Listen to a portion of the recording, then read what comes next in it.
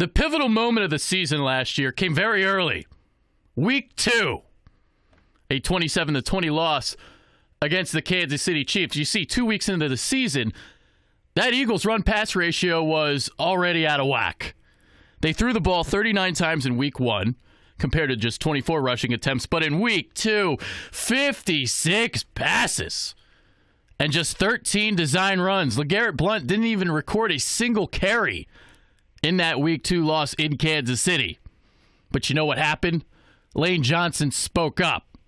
Other players like Zach Ertz followed. And you know what happened? Doug Peterson listened. He listened. So here's what Lane Johnson says.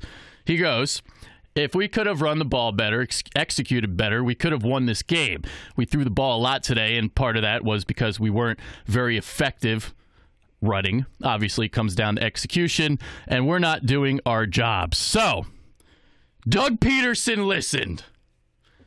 This is something you don't see every day with head coaches. You take a guy like Andy Reid. He throws the ball 50 times one week. He gets ridiculed. You know what he's doing the next week? He's throwing it 60 times. Doug Peterson, though, he listened.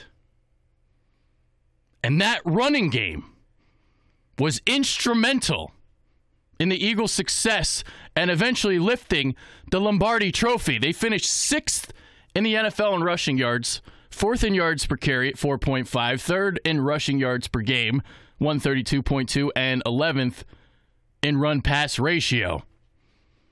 They had a great offensive line. See, the thing about having a running back by committee, obviously that's what the Eagles have. You got a power guy. You got a guy that can go, line out wide in Darren Sproles. You got a guy in Clement that can do a little bit of everything. You got a guy in Ajayi that can do a little bit of everything as well.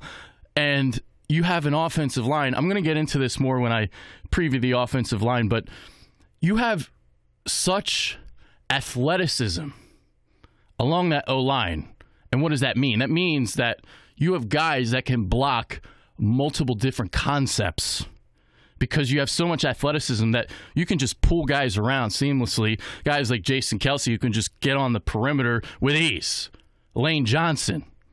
Even a guy like Brandon Brooks can move for a guy his size. But more on that when I get to the linemen. Now, let's get to the running backs. And, obviously the thing about heading into this training camp, there's no LeGarrette Blount. So he's now gone. Jay Ajayi, Corey Clement, they are back.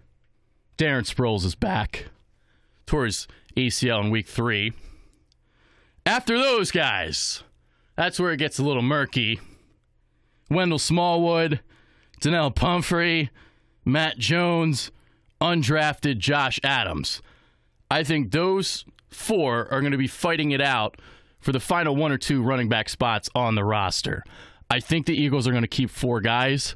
The X factor here is Pumphrey. If he shows he can, do a little something this summer, then that just complicates things even further. But let's kind of get into all these backs right now. So let's start with Ajayi. Obviously, he was acquired right before the trade deadline, acquired on October 31st for a 4th-round pick. Eagles turn the Dolphins' trash into a treasure. He goes from averaging 3.4 yards per carry in South Beach to 5.8 yards per tote in Philly. But he's a free agent at the end of the year, and he's a guy with lingering knee issues. The Eagles are already in the red for next year's salary cap. So you got a guy in Jay Ajayi who is looking to get paid at the end of the year. He's going to be motivated to play this year, but I'm not sure if he's going to be coming back to Philly because, like I said, red in next year's salary cap. Do you really want to give a guy an extension with knee issues? It's going to be hard. But a lot of that's going to depend on, too, the emergence of some of these other backs. Can Corey Clement take the next step? Can Donnell Pumphrey, my God, can he do anything? Can he even make the team? We'll see about Josh Adams. Maybe he becomes like a Corey Clement light and he shows that he can do something. But that is for the end of the year. Now, let's get into Clement now. And I'll tell you what, this is a guy that took a lot of positive strides forward as the season went along. And I think the biggest thing for him is catching passes out of the backfield, because we saw it in the Super Bowl.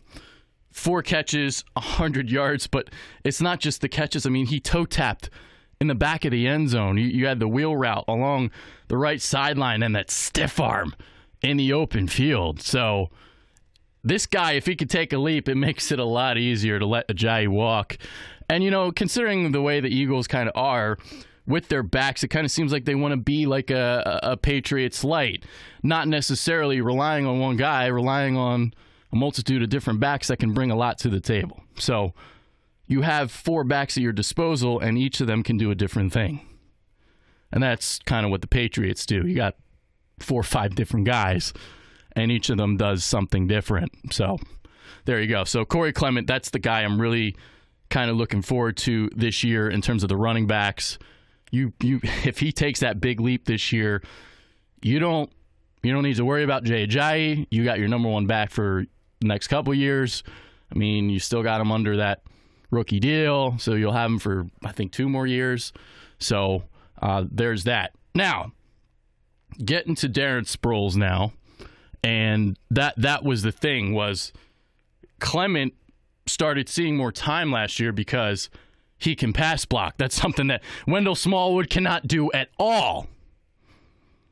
That's why he's not going to make the team this year. But Sproles was out. Clement saw the field more because of that ability to pass block. Because before Sproles went out, Sproles was actually probably the best pass protector on the Birds. And then it became Clement because, well, you didn't have Sproles anymore because he got hurt. And because of that opportunity, he got more carries, he got more touches, and that production just kind of increased as that year went along. So 34-year-old Darren Sproles now. Is he really needed? Maybe not, but I think where you could use him is on special teams as a punt returner. 9.6 yards per punt return during his career. His career high came in 2016, 13.2 yards per boot. Kenyon Barner was the team's returner for a majority of last season, but he averaged just 8.9 yards per punt return. So Sproles, his quickness, his elusiveness, a lot bigger asset back there. And obviously, even at 34 years old, I still think you can utilize him as a third down back, lining him up in the slot or out wide as a wide receiver. So you still got that at your disposal. He loves that option route, running it in the slot. Anytime you got a 3rd and 5, that's an easy first down to Darren Sproles. So let's get into the other guys now. So the 3 definites: Clement, Ajayi, Sproles. Those guys definitely making the team. Blunt no longer in the fold. So you would think that, okay, that 4th and final spot might go to either Matt Jones or Josh Adams. Now, the thing about Matt Jones is he's got a fumble history. He puts the ball on the ground once in every 34 touches. Considering he's a veteran, now I don't like that. If you've got a fumble history, you're going to keep fumbling the ball. And then you got a guy in Josh Adams, straight line guy, in between the tackles runner, churns his body forward. He's got that natural forward lean, I should say.